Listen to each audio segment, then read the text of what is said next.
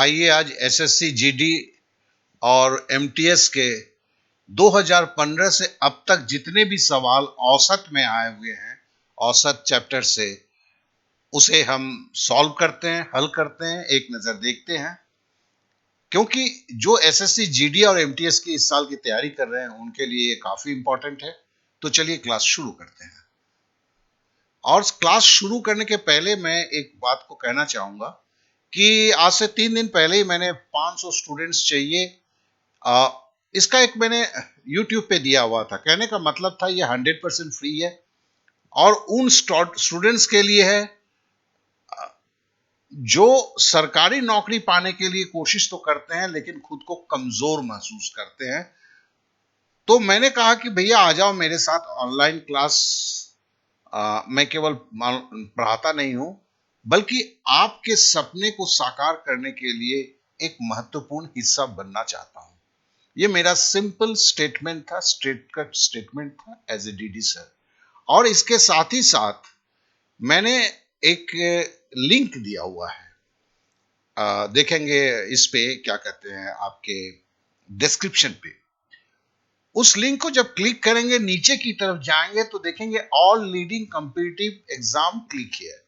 उसको जब आप क्लिक करेंगे तो देखेंगे कि आपको एसएससी जीडी और एमटीएस का अलग से मिलेगा, रेलवे ग्रुप डी का मिलेगा, यूपीएससी का। अभी मैंने पहला ये वीडियो है जो एसएससी जीडी एमटीएस का औसत से मैं शुरू कर रहा हूं।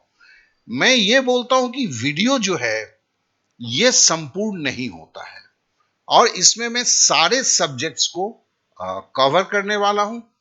और इसके साथ साथ मैं बोलना चाहता हूं कि वीडियो जो है, आप सोचते केवल वीडियो देखने से तैयारी हो जाता है, मैं कहता हूं नहीं होता है। आज के डेट में अगर वीडियो भी चाहिए, साथ में फ्लैश कार्ड करके एक चीज है। मतलब वीडियो से हम चीजों को जानते हैं, फ्लैश कार्ड से हम दिमाग में उसको छाप लेते हैं। जब ये नहीं होता है तो कमजोर बच्चों के लिए तो ये सबसे ज्यादा जरूरी है। और ये सब 100% फ्री है, कहीं पर कोई पैसे वैसे की बात नहीं है। और साथ में उसके बाद जब आप उसको टेस्ट पेपर देते हैं तो एग्जाम की एनवायरनमेंट में आप सवाल को लगाते हैं, फिर आप मॉक टेस्ट पेपर लेते हैं।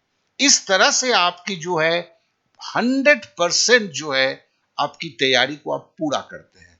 अब देखिए, आपके जो एसएससी जीडी एमटीएस की बात करें, आपको बेसिकली केवल 15 चैप्टर करीब पढ़ना पड़ता है, बहुत सारे चीज नहीं है।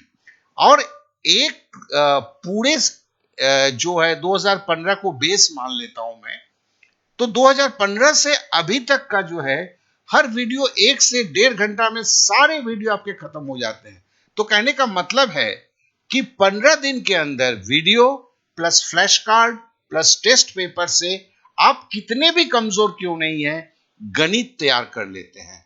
उसी तरह दूसरे सब्जेक्ट को भी, मतलब 4 घंटा गणित के लिए रख देते हैं तो गणित उसी में सुधर जाता है। और कोई सोचने की बात नहीं है, कहीं पर आप पढ़ रहे हैं कोचिंग क्लास में, ठीक है, लेकिन इसको अगर अपना लेते हैं तो देखते हैं कि कोचिंग क्लास से पहले आप करके निकल जाते हैं। तो चलिए अब क्लास को शुरू करते हैं। बस इसी चीज को बताने के लिए मैं थोड़ा सा वक्त लिया आप लोगों का। अभी हम पहले सवाल पे आते हैं। पहला सवाल है, देखिए 2015 में आया हुआ था। बोला क्या है कि ए और बी की औसत आय 200 रुपए है। अब देखो ए और बी की और कितने जन है, 2 जन है, औसत आय क्या है, 200 रुपए है। तो टोटल इनकम कितना होगा, ए और बी की आय कितनी होगी। चूंकि 2 जन है, 200 को 2 से गुना कर दिया, 400 रुपए हो गए। फिर बोलता है सी एवं डी की औसत आय 250 रुपए है। तो टोटल इनकम कितना होगा, कितने जन है भाई, 2 जन है, सी और डी है। तो टोटल इनकम सी और डी का 250 को आपने 2 से गुना कर दिया, 500 रुपए हो गए। अब बोलता है ए बी सी डी की औसत आय कितनी है। तो पहले आपको पता करना है कि ए बी सी डी की कुल आय कितनी है। तो ए बी सी डी की कुल आय 900 रुपए है। अब एवरेज औसत आय निकालने के लिए ए बी सी डी के आय को 4 से भाग देंगे, 225। अब देखिए जो फ्लैश कार्ड में करते हैं उनको क्या करना है, उनको जो बोलना है एक बार मैं यहां बोल देता हूं कि इस सवाल में 2 जन का औसत आय 200 रुपए करके है, फिर दूसरे 2 जन का औसत आय 250 रुपए करके है, फिर पूछता है कि 4 जन की औसत आय क्या होगी। तो मेरे को पहले 2 जन की औसत आय से कुल आय निकालेंगे, फिर दूसरे 2 जन की औसत आय से कुल आय निकालेंगे, फिर चारों जन के जो आय कितने होंगे उसको जोड़ देंगे, ठीक है ना।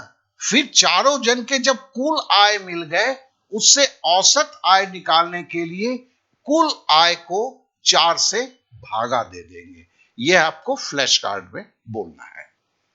चलिए अब सेकंड सवाल पे आते हैं। बोलता है 20 संख्याओं का औसत 30 है।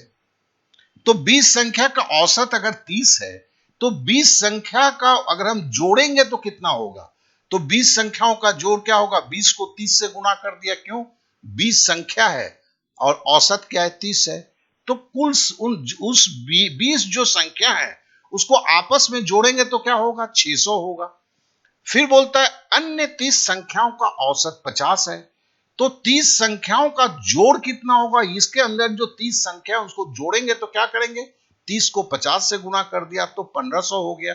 देखो पिछले जैसे a प्लस बी प्लस सी था, ये भी वही है। अब देखो 20 और 30 संख्या कितने हो गए, 50 संख्या। तो 50 संख्या का जोड़ क्या होगा, 600 और 1500 को जोड़ के 2100 कर दिया। अब 50 संख्या का औसत क्या होगा, तो कुल जो संख्या का जोड़ है उसको हम 50 से भागा दे देंगे तो 42 हो जाएगा। तो देखिए पहला जो सवाल था और ये जो सवाल था, अब आप सोचेंगे तो आप देखेंगे कि दोनों को हल करने की तरीके जो हैं एक ही हैं, जबकि सवाल जो है उसमें ए और बी बोला गया है, यहां पर 20 संख्या बोला गया है। आशा करता हूं इसको समझ गए हैं। और इसको आपको कैसे बोलना है, इसमें फ्लैश कार्ड में ऐसा ही बोलना है कि सीधी बात है 20 संख्या का औसत 30 है, तो हम इसका जोड़ निकाल देंगे, 20 को 30 से गुना कर दिया 600 हो गया। 30 संख्या का औसत 50 है, तो 30 को 50 से गुना कर दिया 1500 हो गया। तो 20 और 30 50 संख्या का कुल योगफल कितना होगा, 600 प्लस 1500 होगा 2100 होगा। तो 50 संख्या का औसत कितना होगा, तो 2100 कुल जोड़ है उसे 50 से भाग दे देंगे तो बराबर 42 हो जाएगा। ठीक है, चलिए अब अगले सवाल पे चलते हैं। बोलता है 3 संख्या, ये 2017 का मल्टीटास्किंग का है, 3 संख्या जिनमें सबसे बड़ी संख्या 16 है। 3 संख्या का, देखो 3 संख्या का औसत 12 है। ये तुम आपको ये तोड़ना सीखना होगा। 3 संख्या का औसत 12 है जिनमें सबसे बड़ी संख्या 16 है। 3 संख्या का औसत 12 है जिसमें सबसे बड़ी संख्या 16 है। यदि लघुत्तम संख्या, लघुत्तम संख्या मतलब ये देखो शब्द ऐसा दिया हुआ है, इसका मतलब छोटी संख्या है। यदि छोटी संख्या बड़ी संख्या की आधी हो, तो बड़ी संख्या क्या है, 16 है, उसकी आधी कितनी होगी, 8 होगी। तो देखो 2 संख्या तो हमें मिल गया, शेष संख्या क्या होगी, 3 ही तो संख्या थे भाई।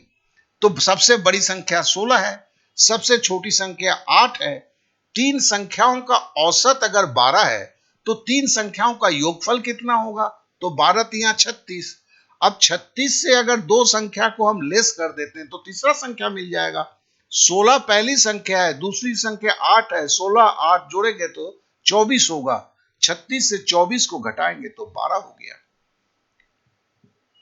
तो इसको हम बोलेंगे कैसे, आपके फ्लैश कार्ड में।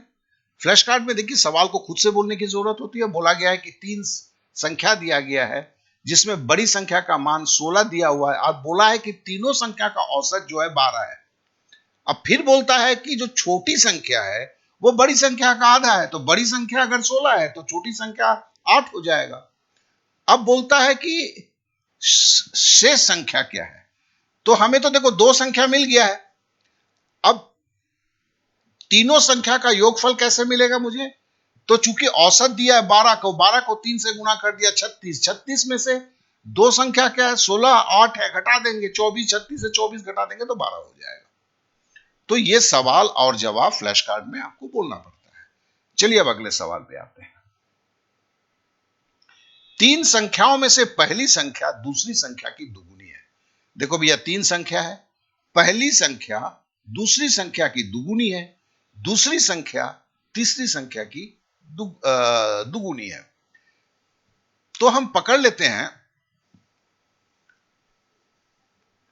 यहां पर थोड़ी सी गलती हो गई है। पहली संख्या दूसरी संख्या की दुगुनी है, दूसरी संख्या तीसरी संख्या की दुगुनी है। ये देखो तीसरी संख्या, आप लोग इसको काट के ना तीसरी संख्या कर लेना। तो तीसरी संख्या x है, तो दूसरी संख्या क्या होगी, 2x होगी। और पहली संख्या क्या है, दूसरी संख्या की दुगुनी है, तो यहां पर तीसरी के जगह पे पहली होगा। इसका करेक्शन कर लेना यार। ये मतलब पहली संख्या जो है ये यहां आएगा और तीसरी जो संख्या ये आएगा। ये टाइपिंग मिस्टेक है, इसे थोड़ा देख लेना, मान यही रहेगा। तो मतलब तीसरी संख्या x होगी, दूसरी संख्या उसकी दुगुनी होगी 2x होगी, पहली संख्या जो है उसकी दुगुनी 4x होगी। अब बोलता है संख्याओं के व्युत्क्रम का औसत। संख्या का व्युत्क्रम क्या होता है, इसको रेसिप्रोकल बोलते हैं। क्या होगा, अगर x है तो इसका व्युत्क्रम क्या होगा, 1/x। अगर 2x है इसका व्युत्क्रम क्या होगा, 1/2x। 4x है तो इसका व्युत्क्रम क्या होगा, 1/4x। तो देखिए इसका जो है औसत क्या निकालते हैं, पहले व्युत्क्रमों का योगफल। तो चलिए पहले बड़ी डंडा खींच देते हैं, ठीक है ना। और इसमें हम क्या करते हैं, पहली संख्या क्या है, मतलब तीसरी संख्या बेसिकली, चलो तीसरी संख्या से लिखे, x है, x का व्युत्क्रम कैसे लिखेंगे, 1/x। और औसत निकालेंगे तो फिर उसके साथ दूसरी संख्या को जोड़ेंगे। दूसरी संख्या का व्युत्क्रम क्या होगा, क्योंकि व्युत्क्रम का औसत बोल रहा है ना, 1/2x। तो इस शब्द को जरा रेसिप्रोकल व्युत्क्रम, इसको जरा ध्यान में रखेंगे आप। प्लस अब पहली संख्या क्या है, 1/4x। अब देखो ये तीनों व्युत्क्रमों का योगफल का औसत निकालेंगे तो क्या करेंगे, इसको हम संख्या कितना, 1 2 3, इसे 3 से भागा देंगे। ये बराबर देखो यहां पर बोला हुआ है 7/12, तो बराबर हम 7/12 लिख देंगे, ठीक है ना। ये मेरा समीकरण सज गया। अब देखो 3 से मैं 12 काटता हूं, मतलब क्या है, 3 को मैं इधर ले जाऊंगा, ठीक है। अगर 3 को मैं इधर ले जाऊंगा, ठीक है, ये तो खत्म हो जाएगा। तो फिर इनको योगफल करना है, मतलब ये भिन्न है, भिन्न को जोड़ना है, भिन्न का लसा निकालना है। तो क्या होगा, भिन्न, अब देखो मैं इसको जोड़ रहा हूं, 1/x plus 1/2x plus 1/4x। तो इनका अगर मैं लसा निकालूंगा, एक 1x है, 1 2 और 4, इसका क्या होगा, लसा क्या होगा, 4 होगा। और x चूंकि तीनों में है तो इसका लसा भी x होगा। तो लसा जिसे नहीं निकालना आता है ऐसे संख्याओं का, वो आप जो है मेरे जो इस लिंक में है उसमें आप देखेंगे कि 10 दिन का आपका एक बेसिक सीखने का है। अब जैसे लसा में आपकी प्रॉब्लम हो गई है, आपको थोड़ी प्रॉब्लम है, तो वहां से सीधा बेसिक में चले जाइए, लसा का वीडियो देख लीजिए, उससे थोड़ा सा सीख लीजिए, 15-20 मिनट लगेंगे। लेकिन उससे क्या होगा कि आपकी सारी चीजें एकदम सही हो जाएगा। तो चलिए ये 4x हो गया, ठीक है ना। अब 4x जब है, अब 3 को आप भगाए हैं इसलिए मैंने बराबर लिखा। ये 3 को तो जगह में रखना होगा ना, तो पहले 7/12 तो लिख दिया इसको। और इस 3 को यहां से भगाए हैं तो यहां भागा में था तो यहां गुना में चला जाएगा। अब ये प्रक्रिया जो मैं कर रहा हूं, क्रॉस मल्टीप्लीकेशन जो कर रहा हूं मैं, ठीक है ना, इसे अगर आप नहीं जानते हैं तो फिर से मैं बोलूंगा कि बेसिक की जो है आपके पास लिंक दिया हुआ है, इस पेज पर ही है, मतलब जो दिया हुआ है उसमें से आपको क्या है कि समीकरण को सीख लेना होगा। एक चर समीकरण को पहले अच्छी तरह सीख लेना होगा, वहां पे ये चीजों को बताया गया है, ठीक है। मतलब आप परीक्षा की तैयारी करने के लिए, और तो परीक्षा की तैयारी के लिए जब इस सवाल को कर रहे हैं, इस सवाल से जुड़े किसी चीज को आप नहीं समझ पा रहे हैं, इसलिए बोलता हूं कि अगर वीडियो है तो मेरे लिए पॉसिबल नहीं है, लेकिन जो मैंने लिंक में पेज दिया हुआ है उसमें सब कुछ है, आप पूरी तैयारी कर सकते हैं। तो जो बच्चे मेरे से पढ़ते हैं वो भी जान लें, जब भी इस तरह की कोई प्रॉब्लम हो तो अब सीधे बेसिक में जाके उसको देख के चले आइए ना, क्योंकि वो काफी जरूरी होता है। तो चलिए हमने 3 को जो है भगाकर हम यहां पे ले आ गए, ठीक है। अब ये 4x है। अब देखो x से हम भिन्न का जोड़ कैसे करते हैं, x से हमने x को भागा देंगे तो क्या होगा, x कट जाएगा तो ऊपर क्या हो जाएगा, 4 आ जाएगा। 2x से अगर 4x को भागा देंगे तो क्या होगा, 2 से 4 को काटेंगे तो 2 होगा, x कट जाएगा तो +2 हो गया, ये प्लस का चिन्ह उतर गया, ये 2 हो गया। अब 4x को 4x के काटेंगे तो क्या होगा, कट जाएगा पूरा, तो प्लस क्या होगा, 4 एक कम 4 होगा ना, तो 1 आ जाएगा। तो बराबर क्या हुआ, देखो 4 दू 6 1 7, तो 7/4x बराबर क्या हुआ, 7/12। अब 7 से 7 काट दिया, 4 से 4 काट दिया, तो x बराबर क्या हो गया, x बराबर 1 हो गया। अगर x बराबर 1 हो गया तो देखो ये पहली संख्या नहीं, ये क्या बोला था मैंने, तीसरी संख्या है। ये तीसरी संख्या 1 होगी, फ्लैश कार्ड में मैं इसको सही कर दूंगा, ठीक है। दूसरी संख्या आपकी 2 होगी और ये पहली संख्या जो है 4 होगी। तो आपका क्या होगा, 4 2 1, 4 2 1 हो गया ना उत्तर। चलिए अब अगले सवाल पे आते हैं। बोलता है 15 संख्याओं का औसत 20 है तथा प्रथम 5 संख्याओं का औसत 18 है, शेष संख्याओं का औसत क्या होगा। देखिए ये 2017 का है, मल्टीटास्किंग मैंने दोनों लिया हुआ है, मैंने बोला हुआ है, तो फिर जीडी भी लिया हुआ है, मल्टीटास्किंग भी लिया हुआ है। तो 15 संख्याओं का औसत, ठीक है ना, पहले हम डंडा खींचेंगे, एक बड़ी सी डंडा खींच दी, 15 संख्याओं का औसत, तो 15 संख्या का कुल मान क्या होगा, 15 गुने 20।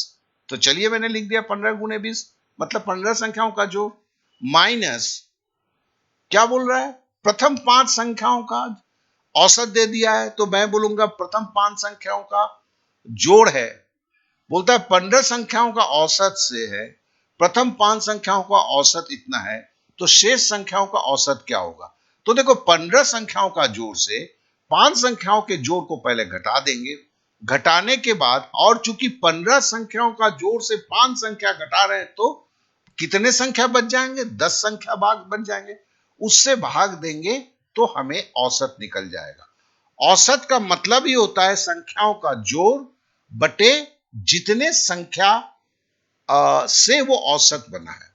तो देखो 15 संख्याओं का जोड़ से इसने मुझे बोला कि 5 संख्या का जोड़ घटा दो, तो मेरे पास 15 संख्याओं का जोड़ माइनस 5 संख्याओं का जोड़ लिखा, और 15 संख्या से अगर 5 संख्या का औसत हमें घटा देना है, तो मेरे पास क्या बच जाएंगे, 10 ही संख्या बच जाएंगे ना, तो इसलिए 15 - 5 लिखा।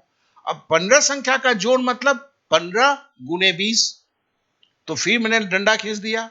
अब 15 संख्याओं का कुल क्या होगा, 15 गुने 20 होगा, तो 15 गुने 20 किया, माइनस का माइनस रख दिया मैंने। अब बोला 5 संख्याओं का जोड़, तो प्रथम 5 संख्या का औसत 18 है, तो 5 संख्या है और 18 औसत है, तो मतलब 5 गुने 18, और 15 से अगर 5 संख्या घट जाता है तो बचेंगे कितने, 10 संख्या, तो 15 - 5।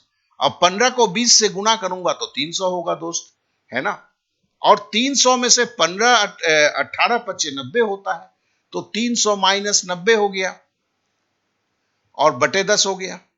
अब 300 से 90 घटाऊंगा तो 210 होगा, और 210 और नीचे कितना होगा, 10 होगा, तो सुन्ना सुन्ना कट जाएगा, तो बराबर क्या होगा, बराबर जो औसत है वो 21 हो जाएगा। तो आशा करता हूं ये समझ गए होंगे। और इसको आप फ्लैश कार्ड में बोलेंगे कैसे, फ्लैश कार्ड में बोलेंगे कि देखो मुझे 15 संख्या का औसत 20 दे दिया गया है, और बोला गया कि पहले 5 संख्या जो है उसका औसत 18 है। अब बोलता है कि आप उनको घटा के माइनस करके बचे 10, 15 संख्या से 5 संख्या घटा दोगे तो 10 संख्या होगा, 10 संख्या का औसत क्या है बताइए।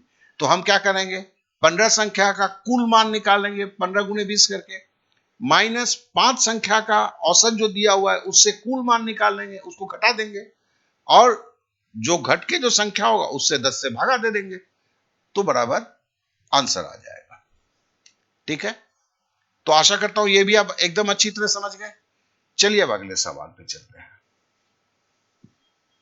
बोलता है यदि 50, 56 और 44 छात्र के 3 पृथक समूहों का औसत अंक क्रमशः 55, 52 एवं 40 है, तो सभी छात्रों के औसत अंक क्या होंगे?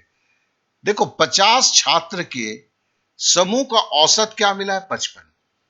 तो कुल 50 छात्र को कितने मार्क्स मिले वो निकालना होगा। उसी तरह 56 छात्र को सबको एवरेज 52 मार्क्स मिला हुआ है, तो कुल कितने मार्क्स मिला वो निकालना होगा। उसी तरह 44 छात्र को प्रत्येक छात्र को औसत 40 मार्क्स मिले, तो कुल मार्क्स कितना मिला होगा।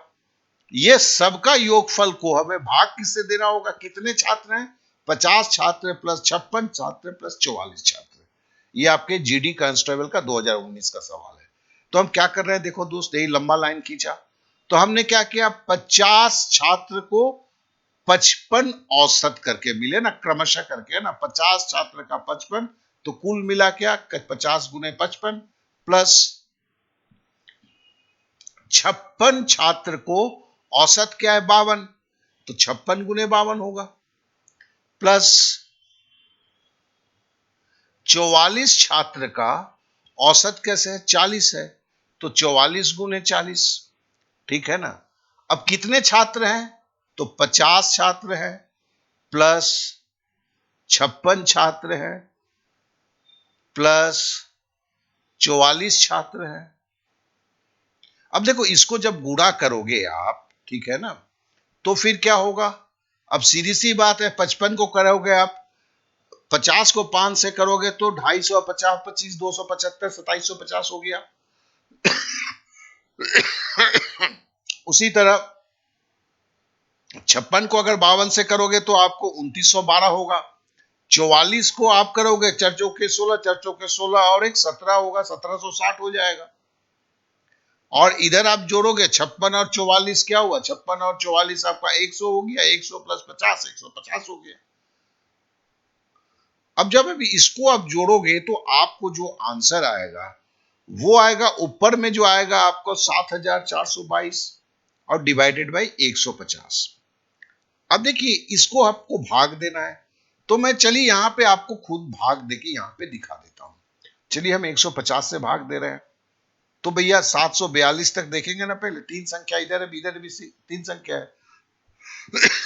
अब देखो 15 चौके 60, 15 पचे 75, 75 को तो 74 से 75 माइनस नहीं होगा, तो हम 4 बार देंगे, तो हम 4 लिख दिया यहां पर। 15 चौके 60 मतलब 600 हो गया। अब देखिए 742 से 600 अगर घटाएंगे तो 142 होगा।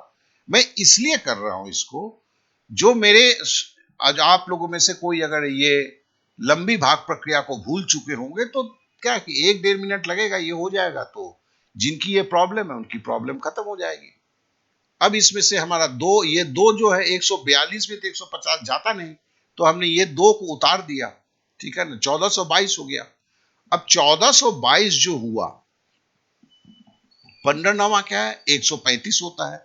देखो भाई ये तो आपको जानना क्या है, पहाड़ा अगर जानना है, पहाड़ा नहीं जाना है तो पहाड़ा का अलग सेक्शन दिया हुआ है, वो भी आपके 10 दिन के मैथ में टेबल्स का अलग से दिया है, उस पर तो जम के प्रैक्टिस करना, ठीक है ना। तो 9 बार की दिया है तो 1350 हो गया। 1422 से 1350 घटाएंगे तो कितना घटेगा, 72 आएगा। अब देखो 72 आ गया, अब दशमलव का, अब 72 में तो 150 नहीं जाएगा, तो मेरे को दशमलव के मान तक है, क्योंकि यहाँ पे देखो उत्तर में दशमलव का मान है, तो हमें दशमलव तक जाना पड़ेगा ना। तो देखो हम क्या, दशमलव यहाँ पे तो जा नहीं सकता है, तो पहले हम एक दशमलव मार देते हैं। देखो यहाँ पे दशमलव मार दिया, अब दशमलव मारने से यहाँ पे एक शून्य हम बैठा सकते हैं। अब 720 हो गया। अब 720 अगर हो गया तो 4 बार तो जाएगा, क्या कि 150 चूके 600 होता है, तो 4 बार चला गया, तो 4 बार चला गया तो 600 हो गया। अब 720 से अगर मैं 600 घटाऊं तो 120 बचेगा, ठीक है ना। अब 120 में आप 150 तो नहीं माइनस कर सकते हो, लेकिन चूंकि आपने यहां पर दशमलव दिया है, इसके लिए एक शून्य आप जरूर उतार सकते हो, इसलिए मैंने इसको लाल में बनाया। तो 1200 हो गया। 15 अट्ठे क्या होता है, 120 होता है, तो आप 150 को अगर 8 से गुना करोगे तो 1200 हो जाएंगे। कट गया, ये तो खत्म हो गया। अब 49.48, अब देखो 49.48 यही इसका उत्तर है। तो यहां पर आंसर बराबर आपका 49.48 है। तो यहां पर भी फ्लैश कार्ड के लिए आपको बोलना होगा कि तीन अलग अलग ग्रुप के छात्र हैं और उनकी औसत अलग अलग है, और बोलता है कि सबका मिलाकर औसत क्या करना होगा। देखो ये पहले 2 बार और कर चुके हैं, ए बी वाला सोचो, सी डी वाला सोचो, फिर ए बी सी डी, उसी का अब ये 3 जत्थे में बोला है। काम हम वही कर रहे हैं जो पहले सवाल में किए थे, जो 2015 को आया था। 2019 को वो थोड़ा चेंज हो गया, और उसमें क्या हो गया, दशमलव का भाग देने के लिए ये भी इसने पूछ लिया। मतलब खाली औसत जानने से नहीं होता है, दशमलव का जो है लंबी विधि में भाग या लॉन्ग डिवीजन आपको जानना जरूरी है। जिनकी भी प्रॉब्लम है वो क्या करेंगे, आपके जो 10 दिन के बेसिक क्लास में चले जाएंगे, यहां तो मैंने दिखाया, 1-2 मैथ को कर लेंगे तो वो प्रॉब्लम आपकी खत्म हो जाएगी। चलिए अब अगले सवाल पे चलते हैं। बोलता है पहली 10 सम संख्याओं का औसत क्या है। देखो भाई, पहली मतलब होता है पहले से जो शुरू हुआ है, तो सम मतलब जो 2 से कटे। पहली संख्या क्या है, 2 होगा। दूसरी संख्या क्या होगा, 4 होगा। इसका एक नियम है, सॉरी, पहले n सम संख्याओं का औसत अगर पूछे तो इसका जो फॉर्मूला होता है n+1। तो यहां पे पहली वर्ष का बहुत जरूरी है समझ लेना। 10 सम संख्याओं का औसत क्या होगा, तो 10, n का मतलब क्या है, 10 है, 10+1 आपने कर दिया, बराबर आपका क्या हो गया, 11 हो गया। फ्लैश कार्ड में मैं अलग से जो है ये जो संख्याओं के योगफल जो निकाला जाता है और औसत के जो फॉर्मूले हैं, उसे मैं अलग से एक दे दूंगा कि वो आपको याद करना जरूरी है। क्योंकि मैंने इस देखा कि मैं जब 2015 से 2019 तक आ रहा था, बहुत सारे ऐसे सवाल हैं जो फॉर्मूला आधारित हैं, जो नहीं था, और जिसके केवल आप फॉर्मूला याद कर लेते हैं तो आपको हो जाता है। चलिए अब अगले सवाल पे चलते हैं। 1 और 20 के बीच अभाज्य संख्याओं का औसत क्या होगा। देखो ये मल्टीटास्किंग स्टाफ 2017 का है। देखो मेरे सोर्स क्या है सवाल लेने का, या किरणस में लेता हूं, या तरह तरह के नेट में जो है वहां से मैं सवालों को लेके आपको सॉल्व करता हूं। सवाल तो वहां से लेते हूं, सॉल्व करने का तरीका जो है उनसे मैं डिफर भी करता हूं, मैं अपने तरीके से करता हूं। तो देखो 1 और 20 के बीच अभाज्य संख्या क्या क्या होगा यार, तो हम उसको पहले लिखते हैं। देखो यहां पे 2 होगा, 3 होगा। देखो 1 को अभाज्य संख्याओं की श्रेणी में नहीं रखा जाता, इसे खाली इतना जान लो। तो हम 1 नहीं लिखेंगे, 2 से शुरू होते हैं, 2, क्योंकि 2 को 2 ही काट सकता है। 3 होगा, 4 नहीं होगा क्योंकि 4 2 से कटता है। 5 होगा क्योंकि 5 5 से कटता है, खुद अपने से कट सकता है, दूसरी कोई संख्या नहीं काट सकता है। 6 नहीं होगा क्योंकि 6 को 2 भी काटता है, 3 भी काटता है। 7 होगा क्योंकि 7 को केवल 7 काट सकता है। 8 नहीं होगा क्योंकि 8 को 2 भी काटता है, 4 भी काटता है, ठीक है ना। 9 नहीं होगा, 10 नहीं होगा, 11 होगा। 11 अभाज्य संख्या है, क्यों, 11 को केवल 11 काट सकता है। 12 नहीं होगा, 13 अभाज्य संख्या होगा, ठीक है ना। 13 को केवल 13 काट सकता है, दूसरी कोई संख्या नहीं काट सकता है। 14 नहीं होगा, 14 को 2 काट सकता है, 14 को 7 काट सकता है। 15 नहीं होगा, 15 को 3 काट सकता है, 5 काट सकता है। 16 नहीं होगा, 16 को 2 भी काटेगा, 4 भी काटेगा, 8 भी काटेगा। 17 को कोई नहीं काट सकता है, 17 को केवल 17 काट सकता है। 18 को देखो 2 भी काट सकता है, 3 भी काट सकता है, 6 भी काट सकता है, 9 भी काट सकता है, इसलिए 18 नहीं होगा। 19 को कोई नहीं काट सकता है, ठीक है ना। उसी तरह 20 का तो 2 भी काटेगा, 10 भी काटेगा, 5 भी काटेगा, 4 भी काटेगा, तो 20 नहीं हो सकता है। तो फिर अब इतने संख्या हो गए, कितने संख्या, 1 2 3 4 5 6 7 8, टोटल 8 संख्या है। और 8 संख्याओं का योगफल औसत निकालने के लिए इन संख्याओं का औसत औसत क्या होगा? तो योगफल कीजिए, तो इसको जोड़िए, 2 3 5 5 10 10 7 17 17 11 28 28 10 38 3 41 41 और 19 41 9 50 10 60 60 और 10 17 77। ये 77 हो गया। इन संख्याओं को जोड़ा तो योगफल 77 हुआ। संख्या कितने थे? 8 थे। तो अगर 1 से 20 संख्याओं का औसत क्या होगा? तो योगफल तो अभाज्य संख्याओं का 77 है और संख्या कितने? 8 है, तो 77/8 हो जाएगा। तो 1 से 20 की वही अभाज्य संख्या कितना है? 8 है। तो 1 से 20 के बीच अभाज्य संख्या का औसत क्या होगा? 77/8। ठीक है ना? ये इसका आंसर होगा। अब देखिए आंसर यहां नहीं है, यहां पर इस तरह का दिया है। अब मेरे को देना है, तो देखो 8 से हम अगर भाग देते हैं तो 8 नवा 72। ठीक है ना? तो पहले 9 लिख दिया। 8 नवा 72। अब 8 नवा 72 है। 72 को अगर 77 से घटाएंगे तो कितना बचेगा भैया? 72 को 77 से घटाएंगे तो 5 बचेगा। तो हम ऊपर 5 लिख दिए। और किससे हम भागा दे रहे हैं? 8 से देख रहे हैं, तो ये 8 लिख दिए। तो इस तरह से ये 9.5/8 हो गया। तो मैं इसको करके क्यों दिखा रहा हूं? इसलिए कि किन्हीं को अगर ये चीज भूल गए हैं, उन्हें फिर से याद हो जाए। हो सकता है इससे आधे मिनट के लिए वीडियो बड़ा हो रहा है, लेकिन सबके लिए तो फायदा हो रहा है ना। क्योंकि मैं जब इसे बना रहा हूं तो मैं जानता नहीं हूं कि आप जो है इस चीज को जानते हैं या नहीं। जो जानते हैं उन्हें लगता है कि सर ज्यादा वक्त लेते हैं, लेकिन दोस्त मैं तो सबके लिए बना रहा हूं ना। तो चलिए इसको आप समझ गए। अब आपको फ्लैश कार्ड में भी क्या करना है? फ्लैश कार्ड में 1 से 20 अभाज्य संख्या का औसत निकालना है। तो सबसे पहले हमें 1 से 20 के बीच में अभाज्य संख्या कौन कौन से होंगे वो खुद बोलते हुए रहना। 2 होगा, क्योंकि 2 2 से कटता है। 3 होगा, जैसे मैंने अभी बोला। फिर कुल संख्याओं का योगफल 77 होगा और संख्या कितने? 8 है। तो योगफल 77 है, कुल संख्या 8 है, तो औसत क्या होगा? 77/8। तो ये पूरे प्रक्रिया को बोलना है फ्लैश कार्ड में। उसमें कभी भी आप उसमें संकुचन न करें। ठीक से बोलेंगे तो दिमाग में ठीक से रिकॉर्ड होगा। चलिए अब अगले सवाल पे चलते हैं। बोलता है 5 क्रमागत संख्याओं का औसत ए है। देखिए ये 2017 के मल्टीटास्किंग में है। यदि अगली 3 संख्याएं भी ले ली जाए। देखो क्रमागत शब्द है। क्रमागत मतलब 2 के बाद 3, 3 के बाद 4, जो क्रम में आता है। 15 के बाद 16, 16 के बाद 17, 85 के बाद 86, 86 के बाद 87, 87 के बाद 88। तो ये क्रमागत है।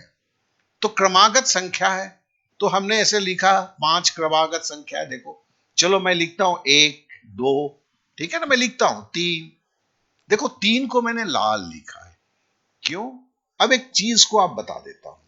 जब इस तरह की क्रमागत संख्या होगा ना, तो उसके बीच वाली संख्या क्या किसको बोलेंगे? जिसके इधर भी उतनी संख्या होना चाहिए, इधर भी। चूंकि 5 है तो बीच वाली क्या होगी? 30 होगी। देख 3 होगी। क्यों? इसके देखो दाएं साइड भी 2 संख्या है, इधर भी 2 संख्या है। तो मतलब ऐसे क्रमागत संख्या अगर होता है तो उसकी बीच वाली संख्या वो क्या होता है? वो उसका औसत होता है। ऐसे भी अगर आपको बिलीफ नहीं हो तो मैं करके दिखा देता हूं।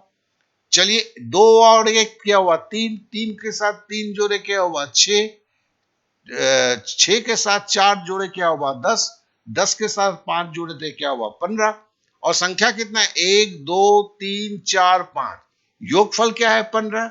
संख्या कितना है? 5 है। 15/5 बराबर क्या हुआ? 3। देखो ना भैया आ गया ना 3। तो औसत का फॉर्मूला में क्रमागत संख्या का निकालना बहुत आसान है। ठीक है? अब हमें जो है ये औसत 3 है, लेकिन हमें यहां बोलता है 5 क्रमागत संख्याओं का औसत ए है। ठीक है ना? तो 3 के जगह मैंने मान लिया चलो ये ए है। ठीक है?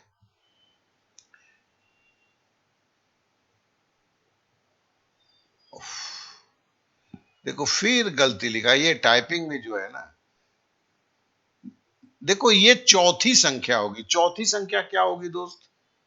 चौथी संख्या होगी, अच्छा अच्छा, मैंने तीसरी संख्या से, तीसरी संख्या मैंने क्या लिया? ए लिया। देखो ये तीसरी संख्या है ना, 5 क्रमागत में ये पहली संख्या, दूसरी संख्या या तीसरी संख्या, ये तीसरी संख्या बराबर ए लिया है।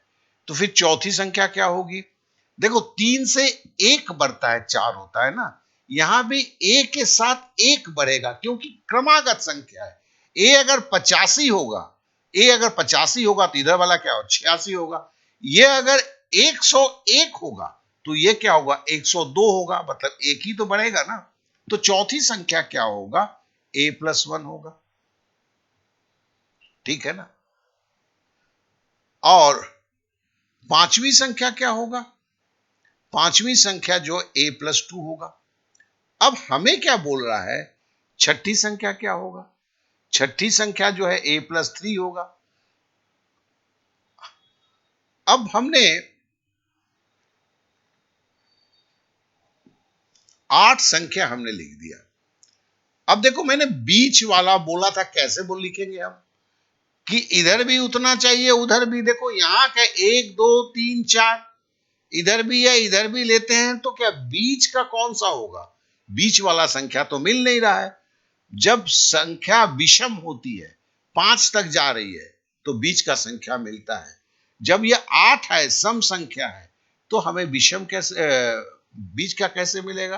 तो मतलब है कि 4 और 5 के बीच में कोई संख्या होगा, ठीक है। 4 और 5 के बीच में जो होगा वही जो संख्या होगा वही औसत होगा, क्योंकि इसके दाएं तरफ भी 4 संख्या है, इसके बाएं तरफ भी 4 संख्या है। अब ये क्या हो सकता है? अब देखो चौथी संख्या क्या है? a+1 है, ठीक है ना। तीसरी संख्या हमने a लिया था, चौथी संख्या मेरी a+1 है, और चौथी संख्या मेरी a+1 है, पांचवी संख्या मेरी क्या है? a+2 है, ठीक है ना। तो यहां से बढ़ा कितना? सब में देखो a है, यहां a+1 से बढ़ा कितना? एक। एक अगर बढ़ता है तो बीच वाला संख्या क्या होगा? बीच वाला संख्या मतलब एक का आधा होगा। एक का आधा किसको बोलेंगे? हम सीधी सीधी बोलेंगे a1 और 2 के बीच में, ये 1 और 2 के बीच में आधा क्या होगा? 0.5, इसलिए a+1.5। तो इसलिए इसका क्या होगा? a+1.5। अब इसको फ्लैश कार्ड में कैसे बोलेंगे? बोलते हैं कि देखो 5 क्रमागत संख्या का औसत बीच वाला होता है। 8 वाले में मुश्किल क्या है? 8 वाले में मुश्किल यह है कि उसकी बीच वाला एग्जैक्ट मिलता नहीं है, तो चौथी और पांचवी संख्या के बीच वाला जो होगा वही उसका औसत होगा, ठीक है। ये आपको फ्लैश कार्ड में बोलना है। अब देखते हैं तीसरी संख्या। 5 संख्या जब थी उसकी औसत थी तो तीसरी संख्या a थी। चौथी संख्या क्या होगा? a+1। पांचवी संख्या क्या होगा? a+2। तो a+1 से ज्यादा, a+2 से कम, बीच का क्या होगा? a+1.5। यही a+1.5। ये आपके दिमाग में सवाल और जवाब बोल के जैसे फ्लैश कार्ड में करते हैं, आप लोगों में से जो कर रहे हैं मेरे स्टूडेंट्स हैं, उनके लिए मेरी सौगात कहली बोलता हूं, इसे आप फ्लैश कार्ड में जरूर इस तरह बोलेंगे। चलिए अब अगले सवाल पे आते हैं। बोलता है प्रथम 50 प्राकृत संख्याओं का औसत कितना है, ठीक है ना। देखो वही है, पहले प्रथम n संख्या का हमने फॉर्मूला जो बोला था, n+1 होता है ना, प्रथम n संख्याओं का औसत, तो उसमें 10 था, ठीक है ना। तो n+1 होता है। तो 50 प्राकृत संख्याओं का औसत कितना होगा? 50+1, ठीक है ना। और ये जो हो गया क्या हो गया? अब इसका देखो, हमें सम संख्या का औसत निकालना है, ठीक है ना। तो 50 प्राकृतिक संख्याओं का योगफल जो होगा उसको 2 से भागा देना है। तो 50 का आधा कितना होगा दोस्त? 25 होगा, ठीक है ना। एक का आधा क्या होगा? 0.5 होगा। देखो पहले सवाल में जो था ना, मैंने योगफल निकाला था, यह औसत है, तो 25.5 हुआ, तो बराबर क्या हुआ, 25.5 हो गया। क्लियर है? चलिए अब अगले सवाल पे आते हैं। ये 25.5 हुआ। अब अगले सवाल पे आते हैं। 6 दोस्तों की औसत लंबाई 167 सेंटीमीटर है। ठीक है, 6 दोस्तों की लंबाई है। 162 सेंटीमीटर लंबाई वाला लड़का उस समूह से चला जाता है, तो नई औसत लंबाई ज्ञात कीजिए। तो देखो 6 और जब 6 में से तो एक चला गया ना, तो जब 5 दोस्तों की अब कुल लंबाई कितनी रहेगी? तो हम क्या करेंगे? हम जो करेंगे पहले, 6 जब दोस्त थे, उसकी कुल लंबाई क्या होगी? 6 गुने 167। उसमें से माइनस कर देंगे किसको? जो लड़का बाहर चला जा रहा है, मतलब 162 को माइनस कर देंगे, तो बराबर क्या होगा? 6 को 167 से गुना करेंगे, 1002 होगा, माइनस 162 कर देंगे, तो बराबर कितना हो जाएगा? बराबर हो जाएगा आपको 840 सेंटीमीटर। अब 840 सेंटीमीटर है, 5 दोस्तों की कुल लंबाई है, तो 5 दोस्तों की औसत लंबाई क्या होगी? तो हम 840 को हम 5 से भागा दे देंगे, तो इसकी बराबर क्या होगा?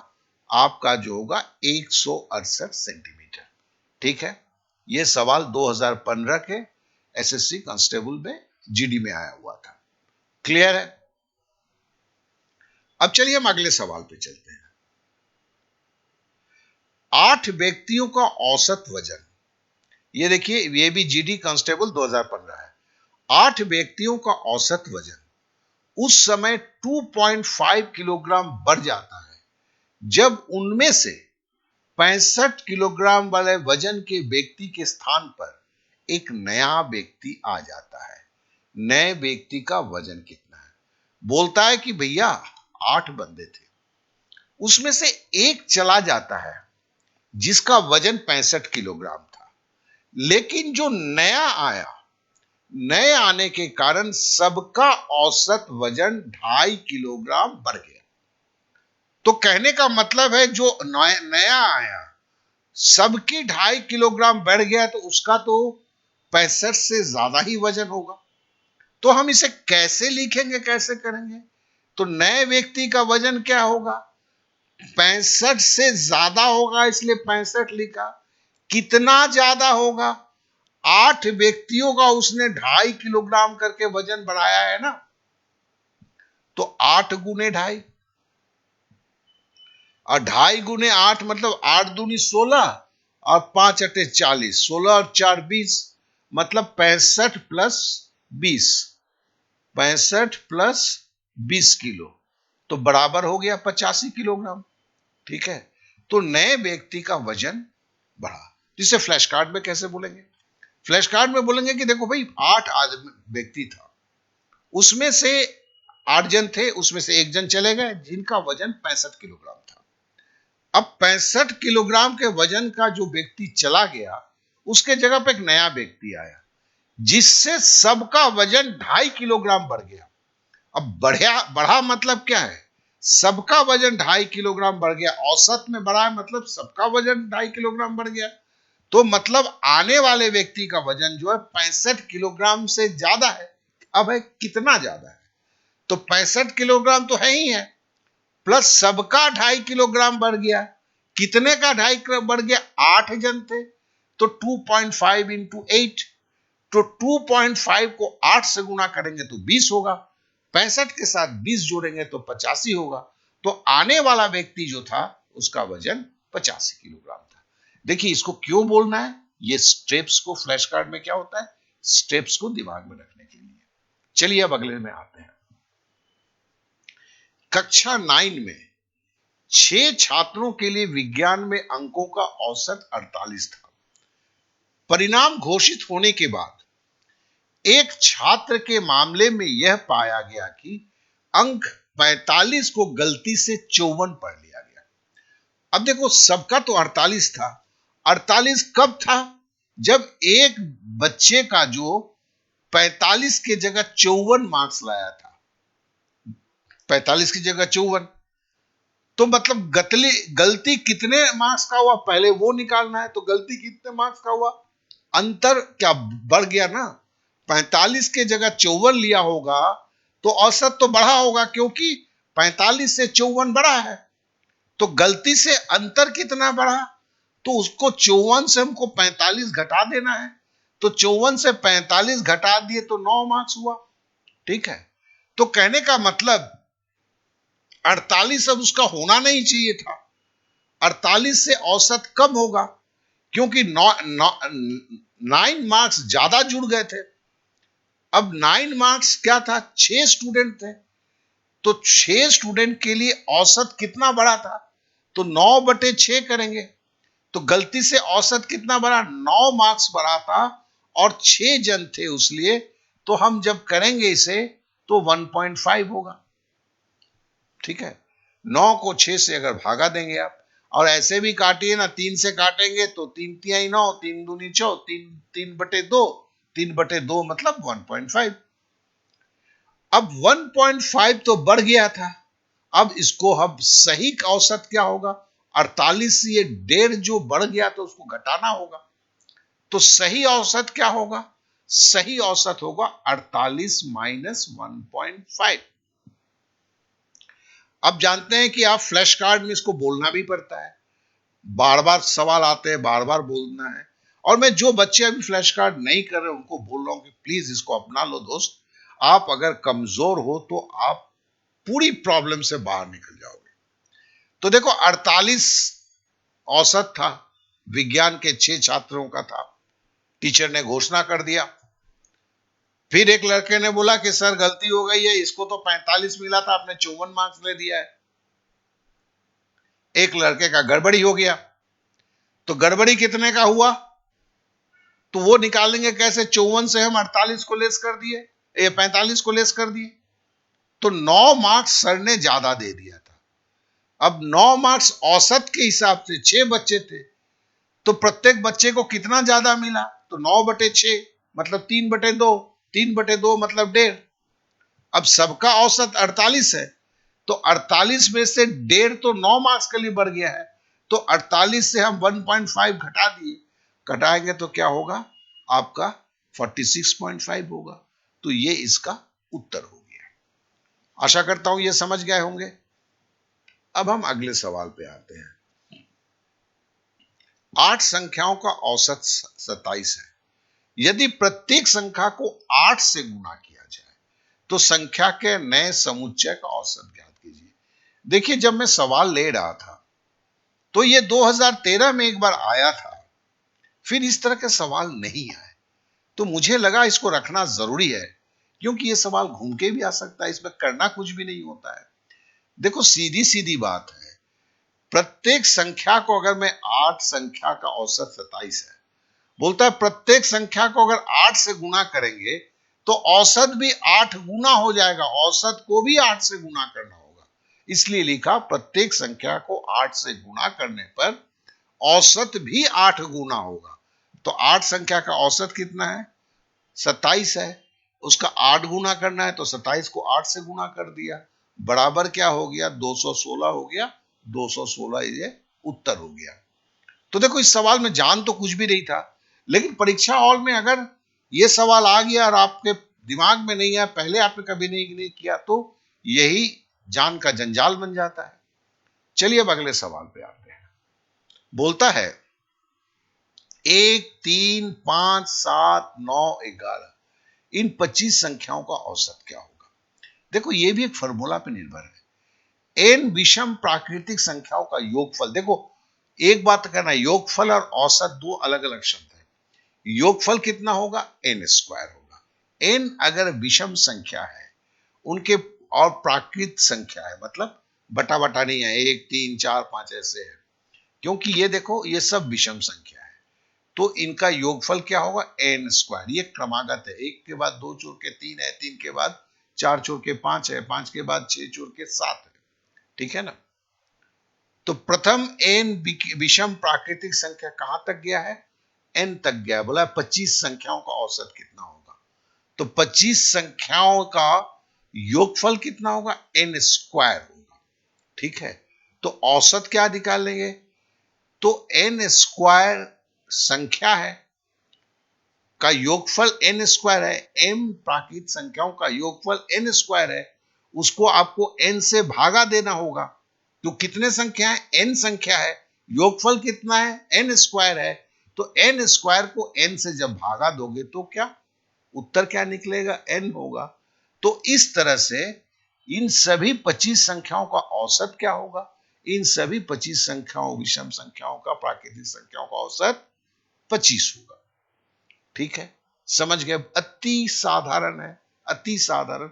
लेकिन ये जो फॉर्मूला जो है, ये सारा आपको मैंने बोला अलग से मैं फ्लैश कार्ड इसका बना दूंगा कि इसमें कहीं कोई प्रॉब्लम ना हो। चलिए अब अगले सवाल पे आते हैं। एक बल्लेबाज 17वीं पारी में 87 रन बनाता है और इस प्रकार उसका औसत 3 रन बढ़ जाता है। अब बोलता है कि देखो 17th इनिंग्स में वो 87 रन बनाता है, ठीक है, 87, और उससे औसत 3 रन की बढ़ जाती है। मतलब 17 रनों के औसत में 3 रन करके जो बढ़ा, वो तो इस 87 के अंदर ही है ना। तो हम इसको कैसे लिखेंगे, जरा ध्यान से देखो। 17वीं पारी में रन बनाया कितना, 87। किताब में ऐसे नहीं लिखी, किताब में दूसरे तरह से लिखे जाते हैं। अब उसने 87 रन बनाए, इसलिए तो औसत सबका 3 बढ़ गया ना। तो 87 रन में से कितने रन खर्चे हुए सबके औसत को 3 बढ़ाने के लिए। तो हम ऐसे लिख सकते हैं कि 17 पारी में 3 रन करके औसत बढ़ाने के लिए 17 गुणे 3 इतना खर्चा हो जाएगा, बाद बाकी का बचा रन जो है रहेगा। ठीक है ना, ये रन कहां खर्चे हो गए, उसकी 17 इनिंग्स के औसत में 3 बढ़ाने से। यह 17 तिया 51, तो बचा रन कितना है, 36 है। 51 और 36 को जोड़ेंगे तभी तो 87 होता है। तो कहने का मतलब है, तो 17वीं पारी में जो है ये तो 51 रन था और प्लस 36 रन उसने बनाए। 87 रन में से 51 रन जो खर्च हो गए, उसके किस में, 17वीं पारी के 3 रन सबको बढ़ाने के लिए। तो 17वीं पारी में जो 36 और औसत का 3 बढ़ा, मतलब 36 17वीं पारी के बाद औसत क्या हुआ, 36 प्लस 3 बराबर 39। तो इस तरह से, तो इसे बहुत ही आसान है। मतलब जितना रन बना, औसत में जितना वृद्धि हुआ, उसके हिसाब से छाट दो। अगर ये 15 पारी होता तो 15 तिया 45, ये अगर 12 पारी होता तो 12 तिया 36, ये अगर 18 पारी होता तो 18 तिया 54, और बचा रन जो है वही बचा रन होता। तो उसके साथ जो है सारे इनिंग्स का जितना बड़ा उसको जोड़ना होगा, तो 36 और 3 39। समझ गए ना। अब हम अगले सवाल पे आते हैं। एक व्यक्ति, ये भी 2017 का है, एक व्यक्ति 60 वर्ष की आयु में सेवानिवृत्त हुआ, मतलब रिटायर हुआ।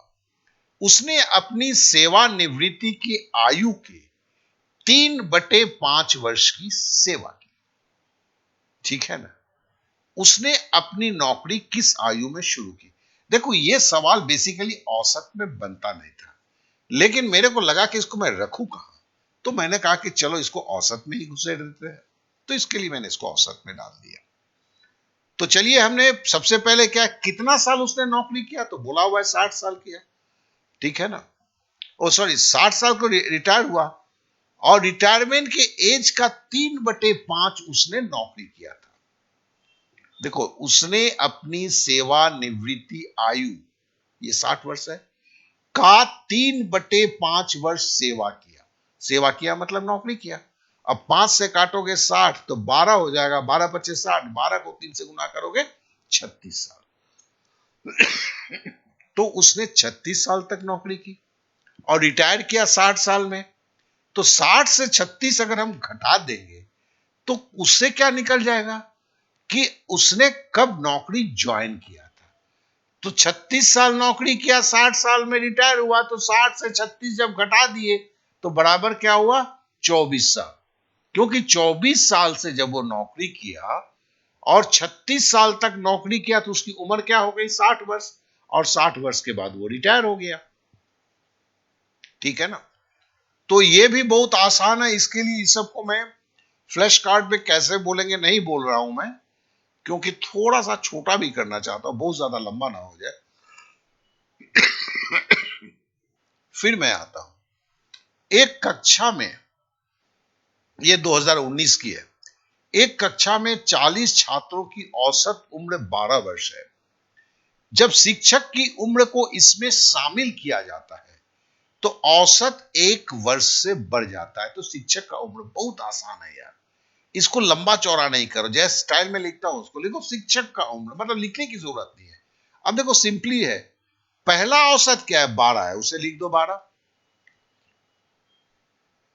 अब 40 छात्र का औसत 1 साल करके बढ़ा तो कितना बढ़ा, +40।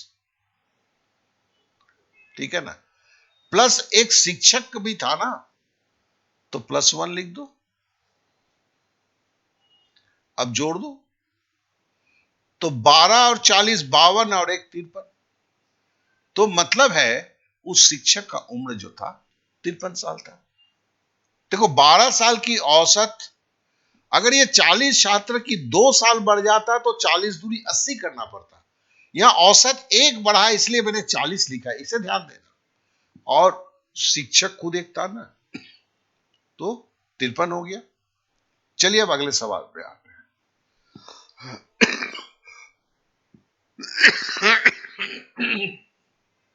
ये भी देखो 2019 का ही है। एक परिवार में 2 दादा दादी, 4 माता पिता, 6 नाती पोते हैं। दादा दादी की औसत आयु 70 वर्ष है, माता पिता की औसत आयु 40 वर्ष है, नाती पोते की औसत आयु 12 वर्ष है। परिवार की औसत आयु क्या है। देखो ये पहला जो सवाल मैंने किया था ना 2015 और 2019 का सवाल एक है, लेकिन लिखने के तरीके चेंज हुए हैं। ये फ्लैश कार्ड तुम्हें जो बार बार करोगे ना, ये तुम्हें इन जो सवाल में जो टर्न मारते हैं तुम्हें उससे कभी भी घबराने नहीं देगा। करना क्या है भैया, 2 दादा दादी, औसत वर्ष क्या है, पहले तो वो डंडा खींच देते हैं, सबसे पहले जरूरी है। अब देखो 2 दादा दादी है और दादा दादी की औसत उम्र क्या है, 70 वर्ष है, तो 2 गुने 70 प्लस, अब बोलता है 4 माता पिता है, माता पिता की उम्र 4 जन है, माता पिता की उम्र क्या है 40 करके है, तो हमने 4 गुने 40 लिख दिया प्लस। अब बोलता है 6 नाती पोते हैं, नाती पोते का कितना जन है, 6 है, औसत क्या है 12, 6 गुने 12। अब कितने जन हैं, तो 2 दादा दादी हैं। ठीक है ना। देखो 2 दादा दादी, 4 माता पिता, 4 दूध 6 और 6 12। अब इसको जोड़ेंगे तो कितना होगा, 70 दूनी 140, 40 चौके 4 चौके 16, 160, 140 और 160 300 हो गया, 300 और 6 बरंग 72, 372 हो गया, और 372/12। ठीक है ना। अब देखो 12 तिया 36, 1 बज गया 12, तो मतलब 12 तिया 36 मतलब 31 हो गया इसका उत्तर। तो 31 वर्ष हो गया। ठीक है। तो देखो वही सवाल है, पहला सवाल देखो, ये 4 सवाल हमने अभी तक किया, तो हम बोलते हैं कि सवाल में चेंजेस हो रहे हैं। नहीं, सवाल में चेंजेस नहीं हो रहे हैं, सवाल के लैंग्वेज में चेंजेस हो रहे हैं। सवाल करने के तरीके तो वही है, इस पे आपको गौर करना होगा। ये फ्लैश कार्ड आपको करा देगा, इसकी मैं गारंटी देता हूं। चलिए अब अगले सवाल पे आते हैं। देखो 2 लड़के ये 2014 की थी, लेकिन ये सवाल भी थोड़ा सा ना था ना, घचपच वाला था, इसके लिए मैंने इसको डाला हुआ है। जबकि ये 2014, इसलिए मैंने देखा कि 2013 का भी मैंने सवाल डाला है, 2014 का भी सवाल डाला है, जबकि मैंने बोला कि 2015 से लिया है। क्यों?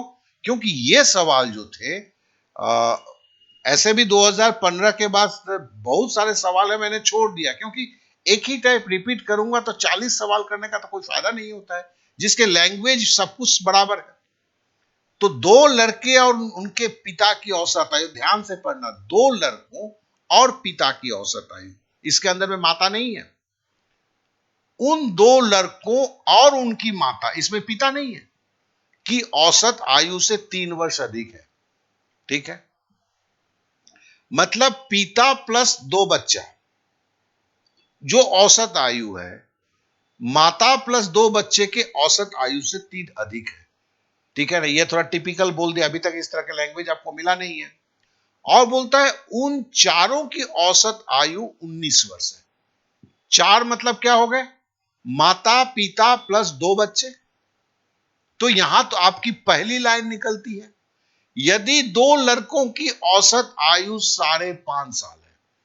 अब देखो, चार का औसत आयु मिला और दो चीज आपको मिल गए। अब माता पिता और माता की औसत आयु क्रमशः क्या होगा? चलिए इसको हम कैसे करेंगे। पहले चारों की औसत आयु 19 वर्ष है, यहां से शुरू करते हैं। पिता प्लस माता प्लस दो लड़के का उम्र जो है वो क्या होगा? 4 गुने 19, तो 19 चौके आपका 76 हो गया। ठीक है, अगर मतलब फादर मदर और दोनों बच्चे की उम्र को जोड़ दिया जाए तो वो 76 साल है। अब बोलता है कि दो लड़कों का औसत आयु 5.5 है, तो दो लड़के का कंप्लीट आयु क्या होगा? 5 दूनी 10 और आधा आधा को जोड़ेंगे तो 11 साल। तो दो लड़के का उम्र 11 साल हो गया। ठीक है ना, ये हमें मिल गया। अब हमें क्या मिलता है जरा देखें। अब हमें बोलता है पिता प्लस दो लड़के का औसत उम्र माइनस, यहां जो लिखा है, दो लड़के और उनके पिता की औसत आयु उन दो लड़के और उनकी माता की औसत आयु से 3 वर्ष ज्यादा है। ठीक है ना, औसत अगर 3 है, बंदे कितने हैं? पिता और दो लड़का 3 जन, यहां भी माता और दो लड़का 3 जन, तो औसत 3 है, मतलब 3 गुने 3 मतलब 9 साल छोटे हैं। इसका मतलब तो यही हुआ ना। तो देखो, अब देखो, इधर दो लड़के इधर भी है, दो लड़के इधर है, ये अगर आप ब्रैकेट हटा दोगे तो ये आपका जो है माइनस हो जाएगा, माइनस माइनस कट जाएगा ना। तो पिता और माइनस माता 9 साल है, मतलब पिता और माता के उम्र का अंतर जो है वो 9 साल है। क्या कि दो लड़के तो यहां दोनों जगह कट जा रहे हैं ना। ठीक है, तो पिता और माता का उम्र 9 साल है, और पिता माता और दो लड़के का उम्र 76 साल है। उससे 11 साल दो लड़के का अगर उम्र तुम घटा देते हो आप, तो फिर जो निकलेगा वह पिता प्लस माता का उम्र है। पिता और माता का उम्र क्या है? आप क्या करते हो, 76 जो पिता माता और दो लड़के का उम्र 76 है, उसमें से माइनस मार देते हो किसका? दो लड़के के उम्र को। तो बराबर क्या हो जाता है? बराबर आपका 65 साल जो है, 65 साल पिता और माता का उम्र है। अब देखो, इसमें सिंपल बात है, एक दूसरे से 9 साल ज्यादा है, तो आप 65 साल से ऐसा करो ना, 9 साल निकाल दो, तो बच गया कितना? बच गया आपका 56 साल। अब 56 साल को दो जन में है, दो जन में डिवाइड कर दो, तो 28 दूनी 56 हो गया। तो कहने का मतलब क्या हुआ? इसका मतलब क्या है? देखो, मैंने क्या किया, 65 से 9 साल का अंतर चूंकि था, इस 9 साल को घटा के मैंने 56 कर दिया, और पिता और माता में 56 साल को 2 से भागा देके बांट दिया, तो सबके पास 28 साल हो गए। लेकिन पिता तो 9 साल बड़े हैं, तो हम बोल सकते हैं कि माता की उम्र जो है वो 28 साल है और पिता की उम्र जो है उससे 9 साल ज्यादा होगा। तो 28 में अगर 9 जोड़ देंगे तो 28 प्लस 9 लिखेंगे तो बराबर 37 साल हो गया। तो इस तरह से यहां देखो, पिता की आयु 37 वर्ष निकल गई, माता की आयु 28 वर्ष निकल गई। ठीक है ना। तो देखो इसको फ्लैश कार्ड में कैसे करेंगे। तो फ्लैश कार्ड में पहले आपको ये दिमाग को ये फिट करना कि सवाल क्या था। सवाल में बोला गया है कि दो लड़के और पिता की जो औसत आयु थी वो 3 वर्ष ज्यादा है दो लड़के और माता की आयु से। फिर बोला है क्या कि चारों का मतलब माता पिता और दोनों बच्चे का औसत आयु दे दिया है। फिर हमें बोलता क्या है, दोनों बच्चे का भी औसत आयु दिया है। अब बोलता है माता और पिता का औसत आयु निकालो। देखो ये आपको बोलना है क्योंकि यही तो दिमाग में फिट करते हैं आप। फिर आपको सवाल कैसे करेंगे, पहले आप चारों का औसत आयु दिया है तो कुल आयु निकाल लेंगे, फिर दोनों बच्चे का औसत आयु दिया है तो कुल आयु निकाल लेंगे। ठीक है, कैसे निकालेंगे पता है और बोलने की जरूरत नहीं है। अब है कि पिता प्लस दो बच्चे की औसत आयु माइनस माता प्लस दो बच्चे की आयु, ये 3 साल का अंतर है। कितने जन है, 3 जन है। तो कुल कितने साल हो गए, 3 गुने 3 मतलब 9 साल। मतलब पिता और माता के उम्र में 9 साल का अंतर है। यहां से यह बात पता चलता है।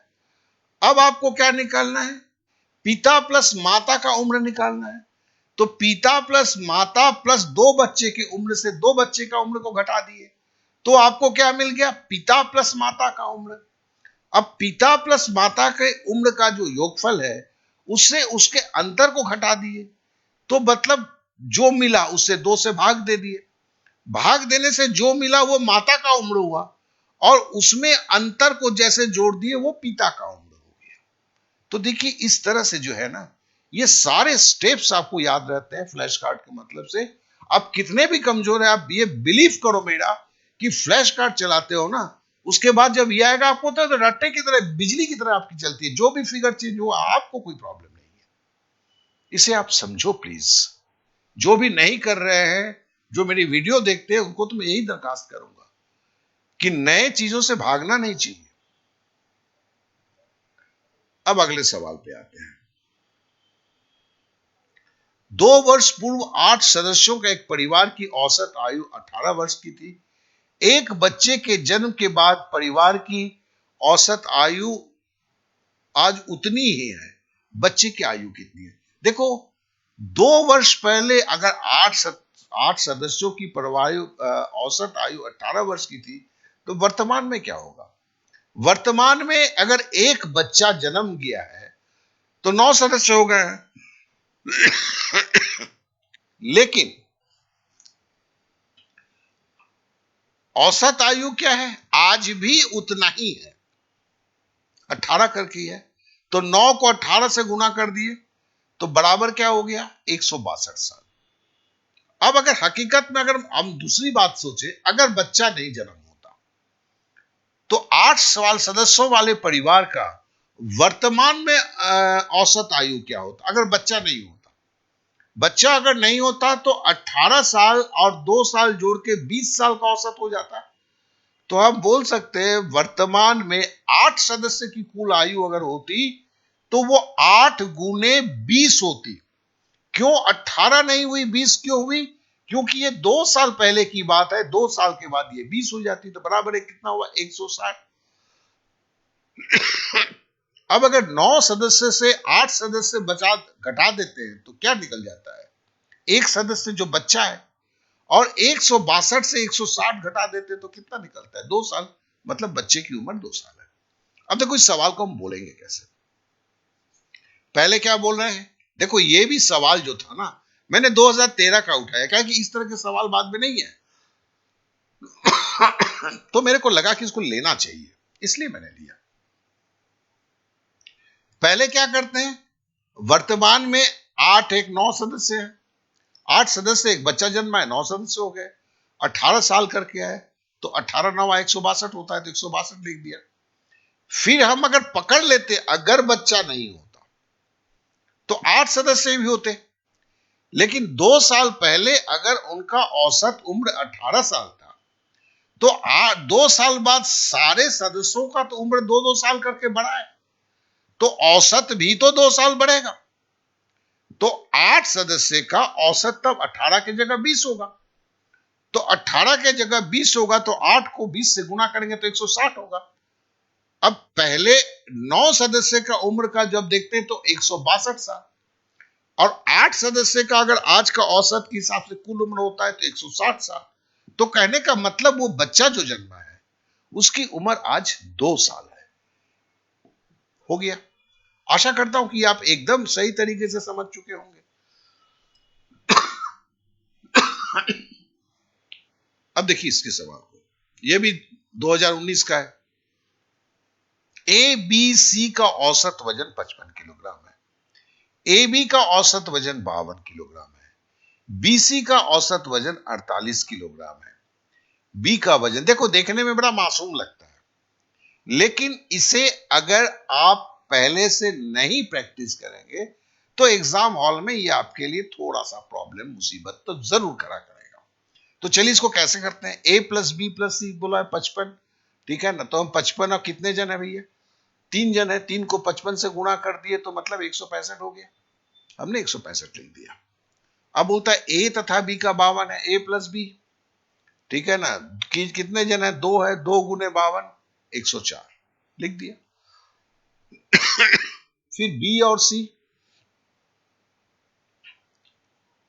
अब इसमें से ये कितना है, 48 है, 48 दूनी 96।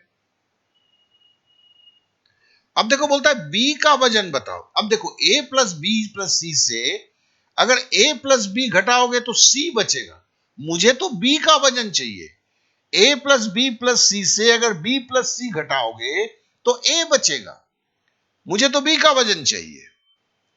अब यहां पे लड़के अगर आप इसकी अगर, तब फिर आप लंबे दौर में जाओगे, पहले ए प्लस बी प्लस सी से ए प्लस बी घटाओगे तो सी का वजन निकलेगा, फिर सी के वजन से सी बी प्लस सी पे घटाओगे तो फिर बी का वजन निकलेगा।